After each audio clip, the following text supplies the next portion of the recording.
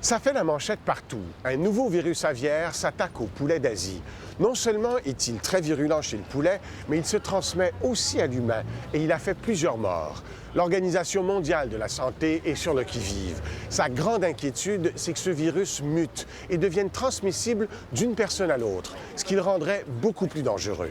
Qu'en est-il exactement? A-t-on raison d'être si inquiet? La grippe aviaire. Depuis quelques semaines, elle a causé la destruction de millions de poulets et la mort de quelques dizaines de personnes en Asie. Elle fait peur, cette grippe. Très peur. Mais fait-elle trop peur? Est-ce juste une autre histoire gonflée par les médias? Est-ce encore une de ces catastrophes annoncées qui ne se produira pas? Oui et non. Ce qu'il y a de certain, c'est que l'influenza, la grippe, ne doit pas être prise à la légère. Bon an mal an, juste au Canada, l'influenza, causée par la souche virale H3N2, celle qui nous rend régulièrement malades depuis plus de 30 ans, est responsable de la mort de 500 à 5000 personnes. Pourtant, nous sommes en partie immunisés contre elle. Mais nous ne le sommes pas contre la grippe aviaire, nom de code H5N1, qui frappe présentement l'Asie. C'est ça qui fait peur. D'ailleurs, ce virus avait déjà causé tout un émoi par le passé. Rappelez-vous. Décembre 1997, Hong Kong. Ce qu'on appelait alors la grippe du poulet avait frappé 18 personnes, dont 6 qui en étaient mortes en quelques jours. Responsable, le virus H5N1. Sa capacité à tuer rapidement faisait penser à la grippe espagnole, elle aussi une grippe aviaire, qui avait causé la mort de 30 à 50 millions de personnes en 1917-1918. Pour contrer la grippe du poulet, les autorités de Hong Kong avaient pris les grands moyens. En janvier 1998, elles avaient abattu 1,5 million de poulets en 72 heures. La crise s'était ensuite résorbée. Non seulement n'y avait-il plus de victimes, mais bonne nouvelle, cette grippe ne semblait pas se propager entre humains. Ceux qui étaient morts avaient tous été en contact direct avec des poulets infectés. Ce même virus H5N1, légèrement modifié, a refait surface en avril 2003. Mais cette fois, il s'est répandu comme une traînée de poudre dans 10 pays. La Chine, la Corée du Sud, le Japon, Taïwan, le Vietnam, le Laos, la Thaïlande, le Cambodge, de même qu'en Indonésie et au Pakistan.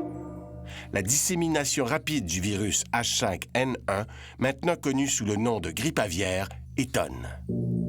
Il semble que certains pays aient retardé la déclaration de la maladie, donc son contrôle. C'est le cas de la Thaïlande, pour laquelle la grippe aviaire est une catastrophe économique. Ce qui a fait réagir les gouvernements, c'est qu'elle s'est mise à infecter et à tuer des humains. La proportion de morts est plus élevée qu'à Hong Kong en 1997. Sur les quelques dizaines de personnes infectées, 60% sont décédées. C'est énorme. Ce pourcentage prouve en dehors de tout doute que la grippe aviaire H5N1 est d'une grande virulence. Mais si elle est si virulente, pourquoi n'a-t-elle pas infecté plus de monde? Après tout, des millions de poulets infectés ont été en contact avec des centaines de milliers de personnes en Asie depuis presque 1 an maintenant. C'est qu'il est relativement rare qu'un virus passe directement de l'oiseau à l'humain. Mais alors, pourquoi l'Organisation mondiale de la santé, l'OMS, tient-elle tellement à ce que tous les poulets infectés par le virus H5N1 soient éliminés? C'est qu'une seule mutation pourrait changer radicalement le cours des choses, en rendant possible la contagion de personne à personne. C'est une question de nombre. Plus il y a de poulets infectés, plus nombreuses sont les personnes qui pourraient attraper le virus H5N1. La probabilité devient alors plus élevée que l'une de ces personnes soit aussi infectée par le virus H3N2, notre virus de la grippe. Une telle rencontre dans un être humain pourrait donner aux deux virus la chance de s'échanger des informations génétiques. D'un côté, notre virus H3N2 pourrait acquérir la virulence du virus aviaire, alors que ce dernier pourrait se doter des gènes qui rendent notre virus si contagieux. Conséquence, un hybride extrêmement pathogène, transmissible entre humains.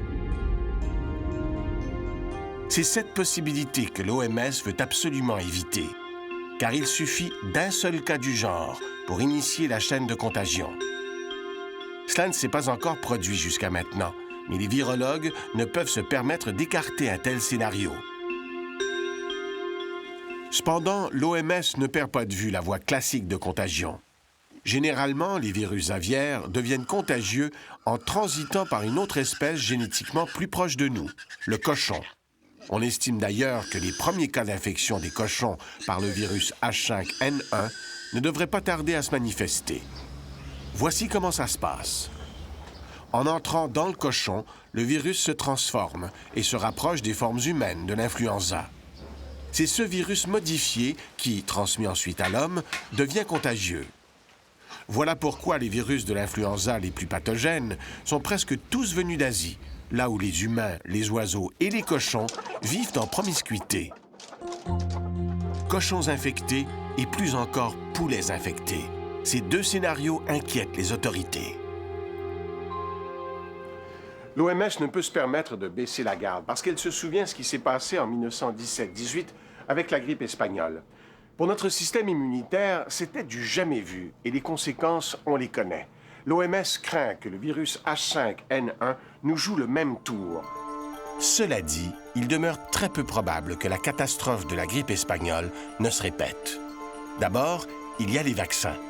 En ce moment, leur production pose un problème, parce que le virus aviaire H5N1 tue les œufs embryonnés de poulet qui servent normalement à la fabrication du vaccin antigrippal.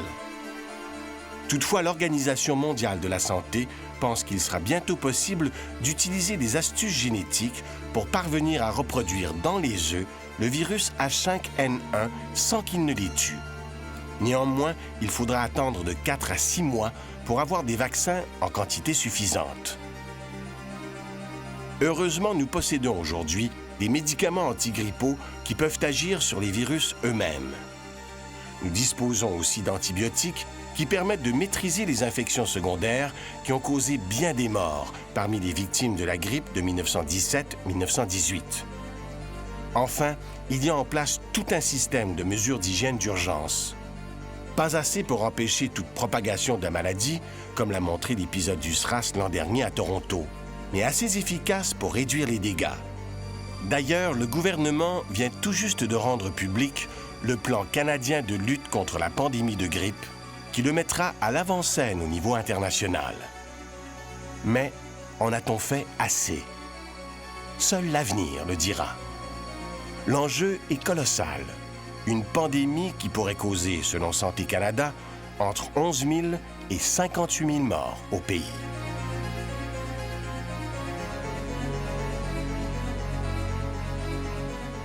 Les autorités sanitaires des Nations unies recommandent aux pays frappés par la grippe aviaire de vacciner leurs poulets dans les régions non encore atteintes.